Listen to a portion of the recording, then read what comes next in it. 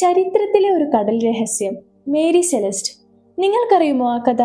Guys, let me tell you. വർഷം 1872. Atlantic സമുദ്രം. ആരുമില്ലാതെ ഒഴുകിക്കൊണ്ടിരിക്കുന്ന ഒരു കപ്പൽ, മേരി സെലസ്റ്റ്. കപ്പലിൽ കയറിയപ്പോൾ എല്ലാം നോർമലാണ്. ഭക്ഷണമുണ്ട്, വെള്ളമുണ്ട്, ചരക്കും അങ്ങനെ തന്നെയുണ്ട്.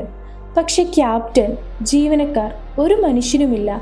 പോരാട്ടമില്ല, രക്തക്കറയില്ല, കൊടുങ്കാറ്റിൻ്റെ അടയാളങ്ങളില്ല. കപ്പലിൽ ഉണ്ടായിരുന്ന ആ 10 പേർ പെട്ടെന്ന് കപ്പൽ വിട്ട് ഓടിയോ? വിഷവാതകമാണോ? കടൽക്കള്ളന്മാരാണോ? അല്ലെങ്കിൽ മനുഷ്യരറിയാത്ത എന്തെങ്കിലുമാണോ? തെളിവുകൾ സൂചിപ്പിക്കുന്നത് കപ്പലിൽ ഉണ്ടായിരുന്ന ഏക ലൈഫ് ബോട്ട് കാണാനില്ലെന്നാണ്. കപ്പലിൽ സൂക്ഷിച്ചിരുന്ന ആൽക്കഹോൾ ബാരലുകളിൽ ചിലത് പൊട്ടി ഗ്യാസ് നിറഞ്ഞതാകാം അവരെ പേടിപ്പിച്ചതെന്ന് കരുതപ്പെടുന്നു. അങ്ങനെ അവർ ചെറിയ ബോട്ടിൽ കയറി കടലിൽ ഇറങ്ങിയിരിക്കാം. പക്ഷേ പിന്നീട് അവർ എവിടെയും എത്തിയില്ല. അവരെ കടൽ വിഴുങ്ങിയോ?